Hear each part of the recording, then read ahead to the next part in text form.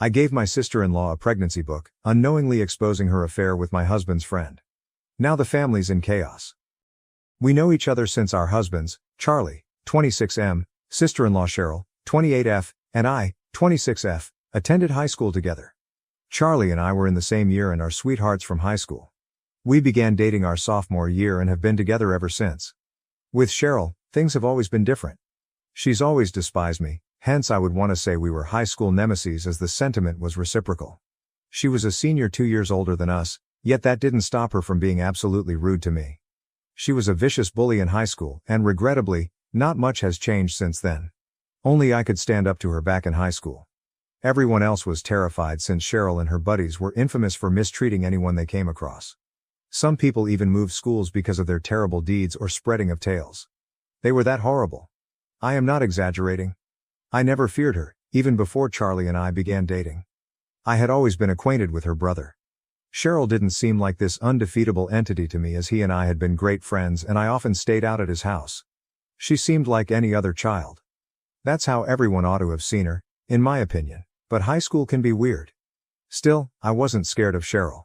Once I started dating Charlie, I became even more bold. She probably felt powerless over me, even as a senior, and this disturbed her. She once did something truly terrible to me. As usual, one morning upon opening my locker, dead fish and a lot of fish water dropped on me. Head to toe I was covered in nasty, sticky slime. I had to go home since I was so offended and it was embarrassing and demoralizing.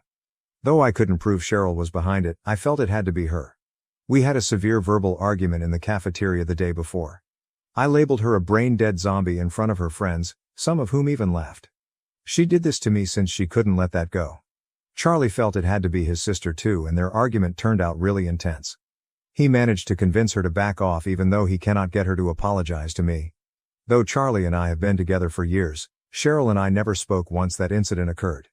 But once Charlie and I got married last year, my in-laws informed Cheryl and me that since we were now family, we had to try more to get along. Some nosy relatives had been questioning our lack of communication or simply glancing at each other during family events, which embarrassed them. Having gone far from high school, I was ready to let the past pass. I agreed to be polite. Cheryl and I shook hands like grown-ups. Though we chose to be friendly at family functions rather than avoid one another, we were not going to be best friends overnight. Things appeared to be going good a year ago. We would say hi and then go on whenever we ran across each other. We had left the bad blood behind us, so I assumed, but then she became cruel once more. She showed up empty-handed on my birthday some few months earlier, which was okay.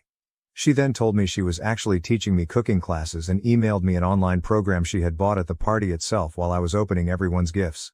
She said it was meant to be a joke, but nobody else laughed and I didn't either. For background, I had done all the cooking for the day alone, hence it was quite nasty. I have always loved working in the kitchen and experimenting even though I am not a professional chef.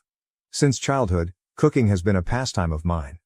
Her comment, she was going to give me cooking lessons, was quite nasty, right after she had eaten a whole dinner I had made. As Charlie had pointed out, everyone knew I produced everything. I took it to heart since I had worked hard and woke up at 6:30 a.m. to make sure everything was perfect. No one truly laughed even once she explained it as a joke. She persisted even though several people laughed merely to let her drop it. She kept insisting she was kidding, but she really thought I should have culinary classes since everything she had eaten that day made her feel sick and she kept saying she might throw up at any time. She also made jokes on how everyone should clear the path to the bathroom should she have to barf. She was truly approaching my last nerve at the end of the evening, and I felt relief when she left. She didn't even bother bidding farewell after spending the whole day cracking jokes at the expense of my cooking abilities, which, by the way, aren't particularly horrible. Charlie and everyone else told me the food was fantastic, hence I have no idea what she was talking about. To be honest, I had begun to believe she might be a decent human being, but after my birthday I chose to resume neglect of her. She obviously still lived in her high school mean girl form, and someone like her had no right to be friendly with me. Cheryl had her birthday last week. She had to invite me even if we are not getting along since I asked her to my party. Charlie traveling without me would have been strange, hence she invited me in order to maintain family peace. That proved to be rather a blunder. I chose to let her taste her own medication. Based on a few weeks old overheard talk, I handed her the book What to Expect When You're Expecting Asterisk. For background, Cheryl came up to our place 3 weeks ago. She insisted on talking to Charlie in private and appeared depressed. She didn't realize I was standing immediately outside listening in on their conversation. I left the room to let them chat in the living room.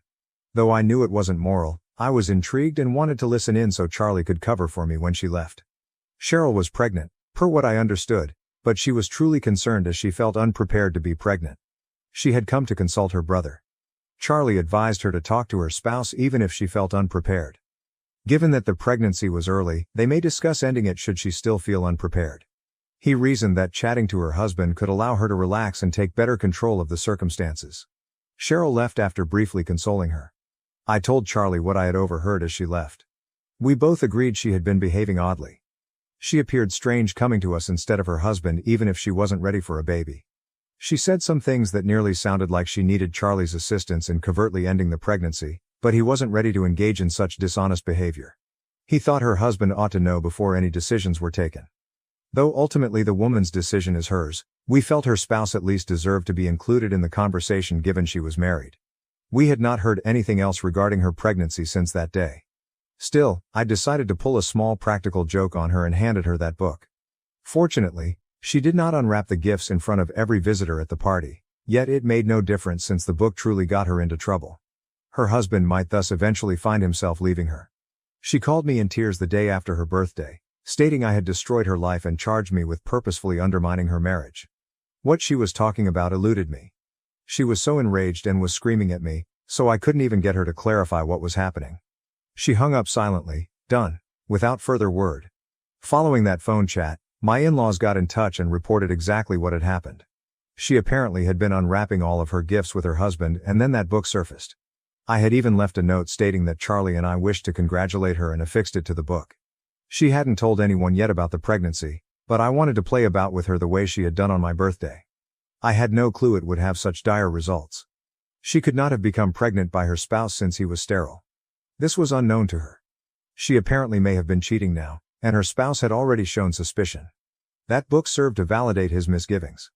Though none of the family members know for sure whether she had been cheating or not, let's be honest, she most certainly wasn't biologically incapable of having children. In any case, that is not my line of work. All I know is she had come to Charlie thinking he would assist her covertly in ending the pregnancy. Now we know why she wanted to keep it a secret and why she was so queasy when she spoke with him.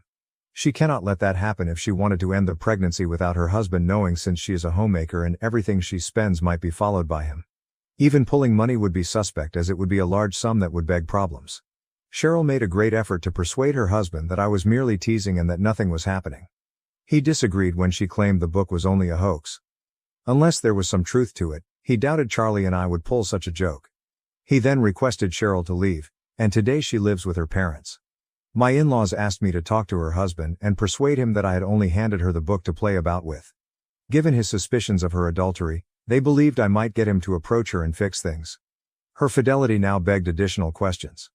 I disagree, since they think I should not have done what I did and that I'm at blame. For the past week, my in-laws and I have been at conflict. Given her behavior at my birthday celebration, I believe I was justified in what I did. I don't think I should accept the fall for this, as I had no idea it would cause so much trouble. She most certainly should have been faithful to her husband if she wanted peace in her marriage. To hold me responsible for it is unfair. Charlie has the same sentiment. Though he believes the present was a little excessive given the events of my birthday celebration, he does not advise me to apologize to Cheryl or even talk to her husband about any of this. Saying we should resolve things since her marriage is in jeopardy, my in-laws keep fighting with us. They believe that should we fail to persuade her spouse that this was only a joke, the family may suffer from divorce. She most certainly was cheating, though, if she was pregnant when she spoke with Charlie and her husband is sterile. Should that be the case, we want no involvement whatsoever or defense of her. Apart from that, the book was only vengeance for the jokes she cracked at my birthday. I had no clue it would result in anything like this. I have nothing to be guilty over. It is not like I did it on intention. Still, they all seem to be behaving as though I am the villain, the mastermind behind a sinister scheme meant to wipe her off target or otherwise. It's very strange. Suddenly I'm questioning my choices. AAT kindly sent a pregnancy book as a birthday present to my sister-in-law. Update 1, Hi. So it's been 2 weeks since I handed Cheryl that book, and up until now we have avoided talking to her husband. From what we know, she had been cheating on her husband with another man, hence going forward we will also keep to that. Though I'm not sure specifically, I believe it's someone from high school. Worse, I believe it's someone from Charlie's acquaintance group, since a few days ago we spoke, More of an argument, on the phone with Cheryl.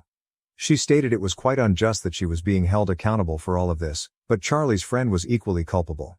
However, he wasn't getting any criticism and was even unwilling to defend her. Though we don't know exactly who she's referring to, Charlie has quite a few married pals from high school. That's not really our main concern. Managing my in-laws has proved somewhat challenging. I don't believe they have done it yet. They insist I should chat to her spouse before he files for divorce. He keeps telling he'll do it, but if he truly wants to split, he should have done it now. What he is waiting for is unknown to me. Anyway, they believe they still have time and that, if I only talk to him, I could be able to persuade him not to leave her by stating I was only doing a practical joke. I have nothing to do with all of this drama, hence I refuse to allow myself to get caught in it. Though they have been making it somewhat challenging for us, I simply want to back off and relax. Thus, yesterday we had to make a really difficult choice and ultimately block all three of them since they were slightly disturbing us. We can't keep talking to them, trying to help them to grasp where we are coming from. Over 2 weeks have passed. She was truly a bully to me in high school, yet many of the people in the comments on my first post felt it was unacceptable of me to do what I did. She had been cheating, hence I doubt I have to feel guilty about what I did. Still, folks are free to disagree with me in this free nation. Update 2. Hi. 3 days have passed since our last report and at last we were able to identify the person she had been having the affair with. Charlie's friend she mentioned turned out to be among his closest pals. This surprised me somewhat a bit. Because his family was acting somewhat irrationally, Charlie had been complaining to his pals about how challenging things had been for him the past 2 weeks. I suppose his pal chose to come clean as he couldn't tolerate it anymore. He called Charlie and told him he had been seeing Cheryl in an affair. Apparently, all of this began roughly 1 year ago, just around our wedding's time. For us, it was really startling and we are still trying to understand it. Charlie is quite close to every one of his buddies, hence we never expected a betrayal like this. From what we have seen, this guy, who has been married for 3 years, and his wife seem to be truly in love. I personally know the woman. She talks endlessly about her husband. Right now, I just feel somewhat sorry for her. We decided straight away to cut him off, and right now we are not telling anyone since we do not want to discredit him. But we will most certainly not be entertaining this going forward. We even told him to tell his wife straightforward since she is the one who really needs to know the truth. Nobody should ever have to go through what this is like. He also supplied us with evidence of Cheryl cheating on her spouse alongside him. We have come to the conclusion that, at least nothing good would come of it if we allowed ourselves to be pulled into this play. Hence, our last call is keeping them blocked. To what we know, they have not discussed this with anyone else. Everyone still believes we get along well with my in-laws and that Charlie's relatives know nothing about the turmoil underway behind the scene. Given the circumstances, which would be somewhat embarrassing for the family, I'm betting they are keeping things under wraps in order to protect their name. Though I suppose it's a surface motivation, I value their great concern for their perceived image. We don't want to deal with other people right now and it's helping us keep everything secret. As it is, we have sufficient on our plates. Charlie's cousin is getting married in a few weeks, hence they will have to go to that wedding. We're not sure whether my in-laws or Cheryl will be there given the present circumstances, but if they decide to go, boy, that will be quite strange for everyone concerned. Update 3. Hey, practically 2 months after my last update is here. Not truly intriguing events occurred in these previous 2 months. We sort of forgot about my in-laws once we cut them off. Their end also lacked news, hence they did not try to get in touch with us. We thought perhaps Cheryl and her husband had been able to sort things out as neither a pregnancy announcement nor a divorce announcement was made. Good for them, then I suppose. Charlie and I know that adultery never stays secret, thus we really don't care about what's happening in their marriage. When her husband finds out the truth, she will most certainly receive what she deserves. Regarding the pregnancy, I suppose she stopped it some way. In any case, we didn't bother ourselves with it and kept to our own business as whatever happened is not of importance to us. That was till we visited his family at his cousin's wedding some few days ago. Including Cheryl's spouse and my in-laws, all of them were present. Once we arrived, we acted as though the others did not exist and neglected even greeting each other. Clearly, the rest of the family noticed it right away. People began posing all kinds of inquiries to us. Though they attempted to be subdued about it, we knew they were gathering gossip. But we simply tried to keep to ourselves so nobody would disturb us. We did not entertain anyone. Cheryl, on the other hand, followed a different strategy. She chose to blab her mouth off even though we knew the facts. We were ready to put up with her since we were 3 days at the hotel and it was just a matter of time till we returned home. But she began to say such terrible things about us that we had to confront her about it. Sadly, that resulted in a somewhat public confrontation between our families during the rehearsal dinner. It was someone else's wedding, hence I regret it, as Charlie and his cousin got along well. Now one of the events was totally destroyed thanks to us. Naturally, following such a spectacle, we had to leave before the wedding even started since we couldn't stay much longer. We have since apologized multiple times to his cousin. She has indicated she is cool with it, but we still feel quite horrible about what happened. Cheryl and my in-laws, on the other hand, were really in charge of generating all of this turmoil, yet they hardly bothered to apologize to Charlie's cousin. At least we departed of our own will. The other family members practically urged them to go after we departed.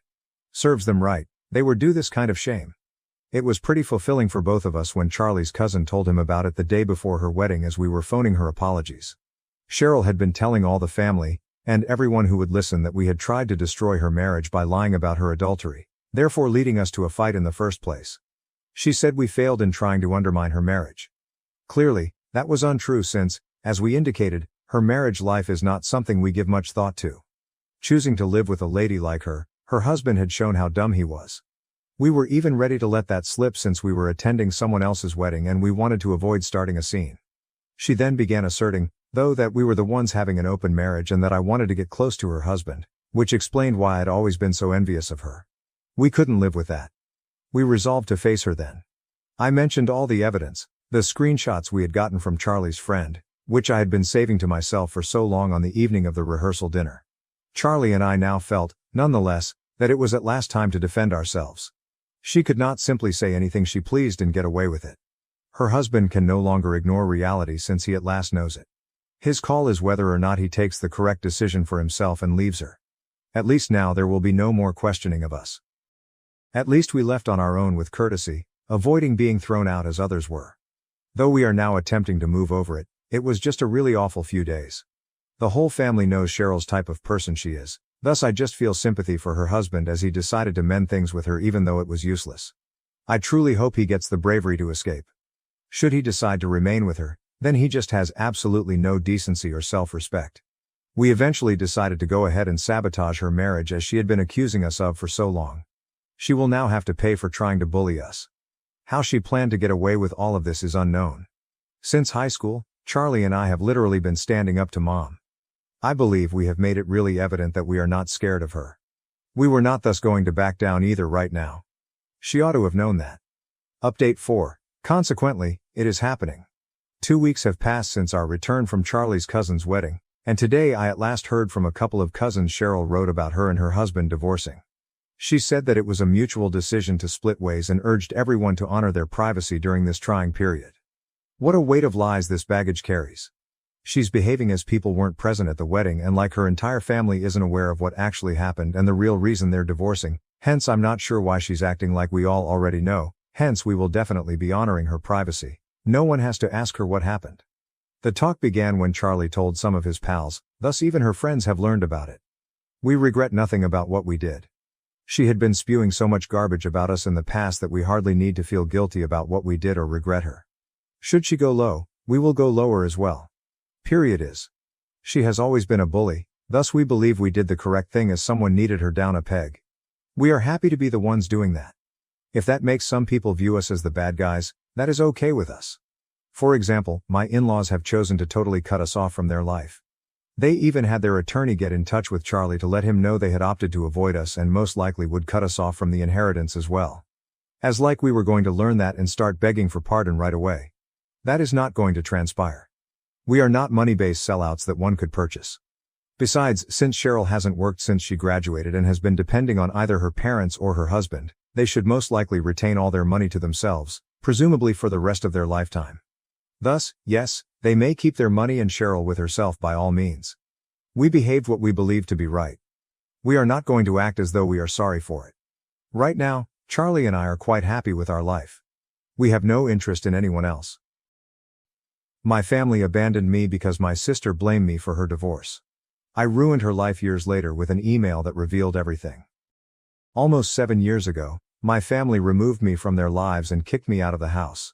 I, 29M, was 22 at the time and lacked the financial stability to rent an apartment on my own. What had transpired was so unexpected that I had no time to prepare, either psychologically or financially. My sister was the cause of all of this. My sister, Hannah, 37F, and I have never been close due to our huge age difference.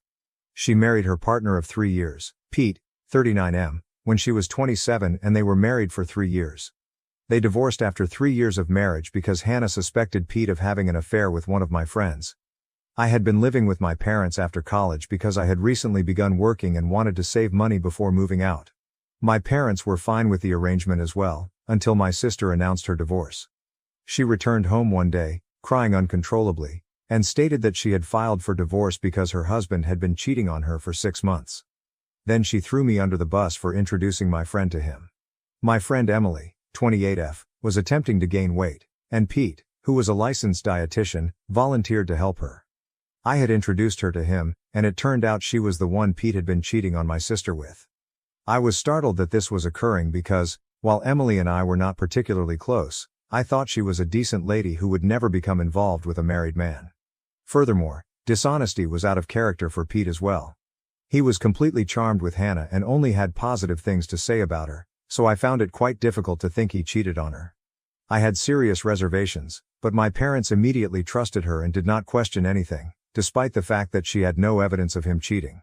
They simply accepted her word for it. I'm not going to hold it against them since they would prefer their own daughter over their son-in-law regardless of who was correct. What I didn't understand was why they so quickly kicked me out simply because Hannah said so. She stormed in one day, had a tantrum, and persuaded my parents to kick me out merely because I had introduced Emily to Pete. She blamed me for destroying her marriage, and my parents agreed for some reason. I was upset and tried to stop my parents, but they refused to listen. They warned me that if I didn't leave, they would kick me out. In only one day, I had lost both my family and my home and had no idea where to go. I was sobbing on the pavement with all my belongings for about an hour before I was able to gather myself and go to a friend's house for the night. I tried phoning them every day for the next 2 days but had no success. My friend was gracious enough to let me stay at his house until I could find an apartment for myself. Unfortunately, my parents were convinced that I was in the wrong and was to blame for the divorce. My parents had actually told me that they were disgusted by what I'd done before kicking me out, which made no sense given I wasn't the one Pete cheated on. They had blocked my number, so I couldn't reach them at all. When I attempted to visit them, my mother threatened to call the cops if I did not leave. After that, I concluded they were serious and blamed me for whatever had transpired. I don't suppose I had any reason to be surprised, given that my sister was always the favorite child. My parents had never intended for a second child, so I was constantly sidelined. While I didn't care for it growing up, I had no idea it would lead to something so significant. Thinking about it now, I suppose I should have seen it coming, but honestly, I don't think anyone in my position could have anticipated something like this. Anyway, for the following few weeks, I tried to figure things out on my own. Since Hannah and my parents had effectively cut me off and I had no way to contact them, I couldn't chat with Pete since he had also blocked me, which made no sense to me. I couldn't find him either because Hannah and Pete had moved out of the house they shared and gone to live with their separate parents. So, with no way to contact anyone involved, I turned to Emily, my last choice for finding out the truth. As I previously stated, Emily and I were not very close, but I had to do what was necessary. I asked to meet with her one day and explain the problem. I questioned her if Hannah's claims about the affair were accurate and she flatly denied it. To be really honest, I believed her. Emily told me that she'd only seen Pete a few times, and just professionally, so there was nothing going on between them. She had no understanding why Hannah would say such nasty things about her. She even told me she'd had a stable partner for a couple of years and was planning to marry in a few months. She even showed me photos. What Emily told me was far more believable than anything Hannah stated. I had no proof, but I knew Hannah was lying about the real cause for the divorce. However, because I lacked proof, I was unable to return to my family, and I could not have returned without it. Back then, I was yearning to return to my family because I missed them so much, despite all they had done to me. With time, I was able to overcome it and move on with my life. I found a place and made my employment the focus of my life so that I could distract myself. I also needed to pay the bills, so it was a better way to cope than sitting around feeling unhappy. I was hurting a lot because I didn't have any other options, but I knew I had to keep on, with or without the support of my family. Years have passed and I am doing a lot better in life. I relocated from my small apartment to a much larger one, and I even proposed to my girlfriend of 2 years about a week ago. Our engagement post proved to be a game changer for me. Just a few days after that post, I received an email out of nowhere that not only revealed the full tale of Hannah's divorce, but also provided all of the answers I needed, along with documentation. My fiancée, Liza, 30F, normally just posted about us on Instagram, but the photo from our engagement ended up on her Facebook feed, where she had a larger audience. It was a public post, so a lot of people saw it, including my ex-brother-in-law Peter. He happened to be someone my fiancée met at a conference a few years ago, since she was a doctor, and she ended up joining him on Facebook, where he found me.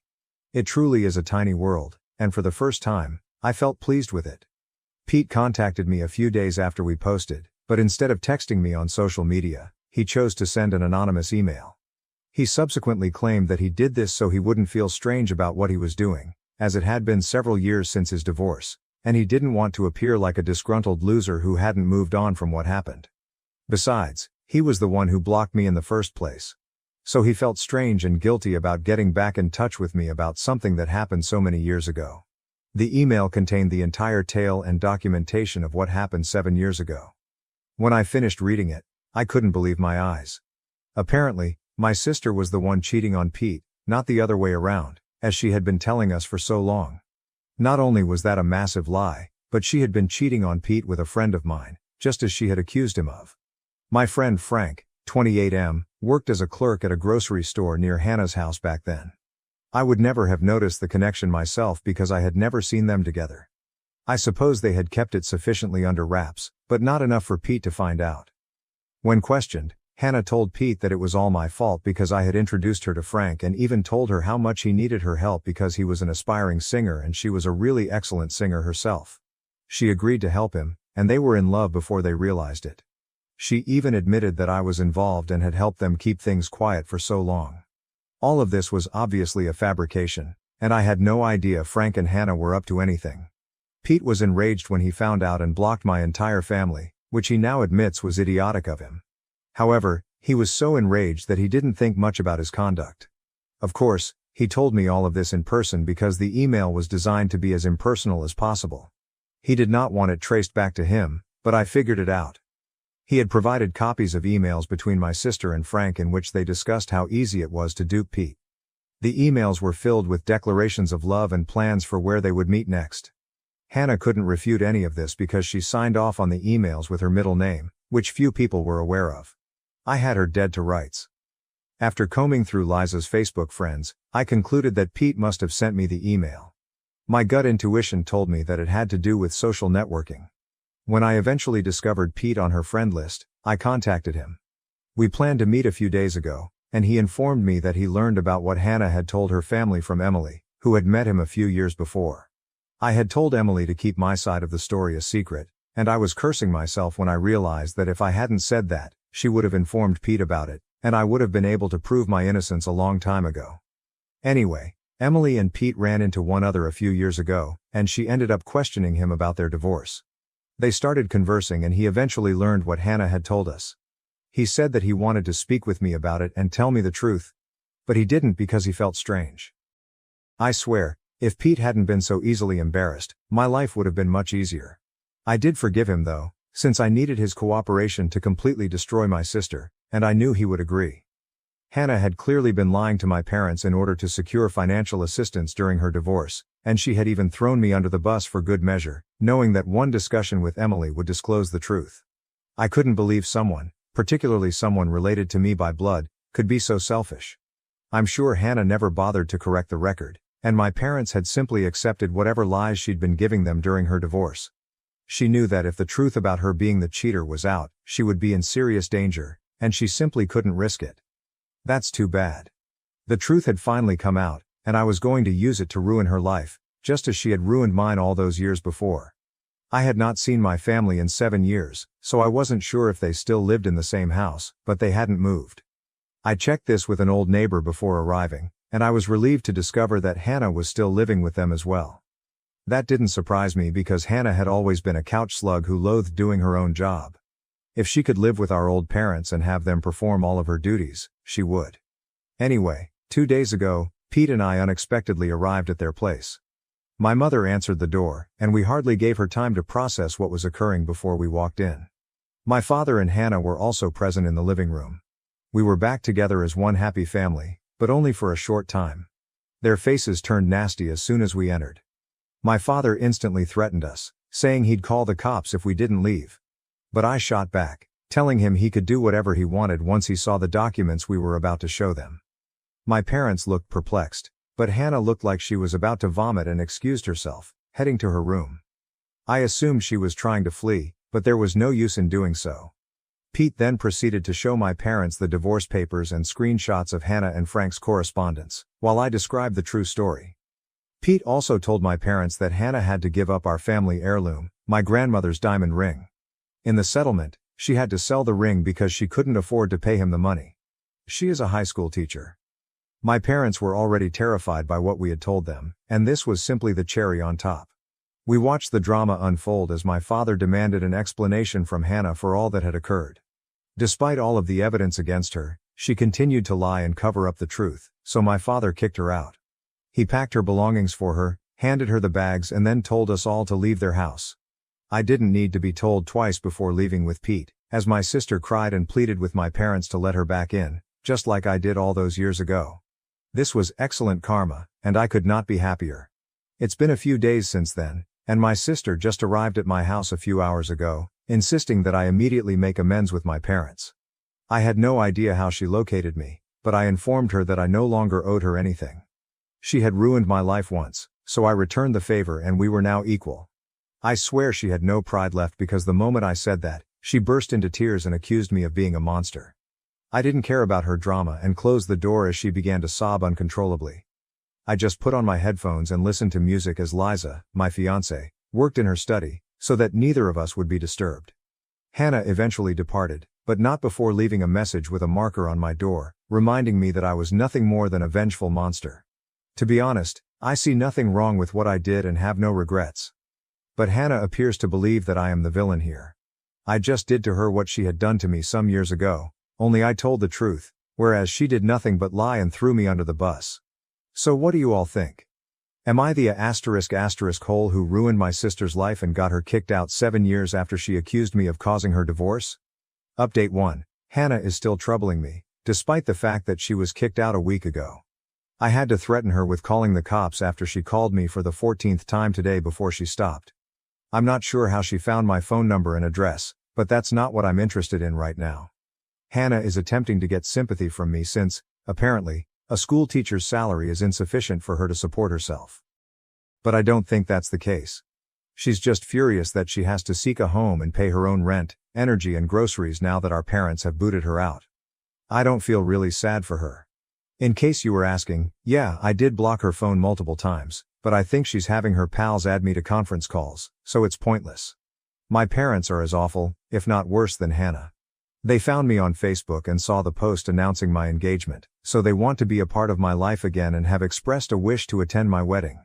They have not apologized yet, but for some reason, they expect me to simply invite them to my wedding, which is meant to be a very special day for me. I don't know where these individuals get the courage to say things like this, but I'm not reacting to any of it. Liza and I have had a blast reading their texts because there's no chance they're genuine right now. It's all just very sad for them. Update 2. Hannah showed up at my house again after I threatened to report her for harassment yesterday. I was about to go for work, but she stopped me by flinging herself across the hood of my car and refusing to move until I spoke with her. It was really frustrating, so I ended up contacting the cops this time. They carried her away while she yelled and wept, attempting to paint me as the evil guy. But nobody believed her sad girl play. It took some time to file charges against her, but once I did, I left for work since I didn't want to let this minor incident spoil my day. I was confident that my parents would bail her out because she was their favorite, and I was proven correct. After getting her out, my parents texted me a lengthy message about how I was being far too harsh on them for an honest mistake they made nearly 10 years ago. It was comical since nothing about what my sister and dad subjected me to was either honest or incorrect. They knew exactly what they were doing and were fully aware of how nasty they were. Despite the fact that I had nowhere else to go, they nonetheless sent me out on the street. So now that I can do the same to them, I see no reason to be forgiving or compassionate. I texted my parents back, telling them that they had lost the right to tell me what I could and couldn't do years ago, so they should stop fooling themselves. I have not blocked them yet because I haven't had time to check my messages, but I will shortly. Hopefully, I'll be free of this entire family for good. Update 3. I just got home from work and checked my social media, only to discover that my folks had sent me yet another lengthy message. Liza and I went through it together, and I swear it was the funniest thing I had ever read. I suppose the poor people are unaware that nothing they say or do today will cause me any harm. I am just giggling at how delusional and sad they are. Apparently they still consider us to be family, and they have taken Hannah back in. They've decided that both of their children need a second chance, as if I've ever done anything wrong. So while they have welcomed my sister back in, they also expect me and Liza to come to their house shortly for dinner so that we may settle our disagreements civilly before the wedding. It was bold of them to think that I would want them at my wedding in the first place. We got a good laugh at their dumb message. After that, I wrote back, indicating I had no interest in anything they had asked us to. I was content living away from them, as I had for the previous 7 years. They had shown me that I was better off without them, and I would be eternally grateful for that. I didn't need them anymore, and I didn't want their supposed forgiveness. They may continue to play happy family with my sister as they had done so far. With that last text, I blocked them for good since I no longer wanted the chuckles. I was done, and I was leaving. I'm sure they'll try to contact me in some way soon, but unfortunately for them, I'm done with it. Liza is the only family I need for now, and I'm content with just her. Unfortunately, my dad and sister have never been able to think beyond themselves, and I doubt they ever will.